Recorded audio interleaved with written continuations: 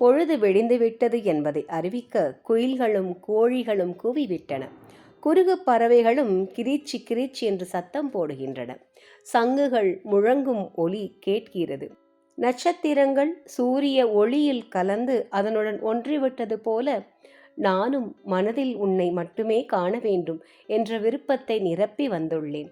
எனக்கு நீ உன் திருவடியை காட்டு. திருப்பெருந்துறையில் குடிகொண்டுள்ள சிவபெருமானே, தேவர்களாலும் பிறராலும் அறிய முடியாதவனே, எனக்கு எளிமையாக காட்சி தருபவனே, எம்பெருமானே, உறக்கம் நீங்கி எழுவாயாக என்று மாணிக்கவாசகர் சிவபெருமானை எழுப்புகிறார்.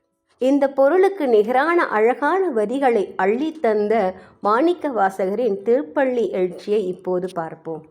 கூவின பூங்குயில் கூவின கோழி குருகுகள் இயம்பின இயம்பின சங்கம் ஓவின தாரகை ஒளி ஒளி உதயத்து ஒரு படுகின்றது விருப்பொடு நமக்கு தேவனர்ச்சரி கழல் தாழினை காட்டாய் திருப்பெருந்துறையுரை சிவபெருமானே யாவரும் அறிவறியாய் எமகெளியாய் எம்பெருமான் பள்ளி எழுந்தருளாயே. புண்ணிய காலமான மார்கழி மாதத்தில் அந்த சிவனை தொழுது பக்தி செய்து முக்தி பெறுவோம்.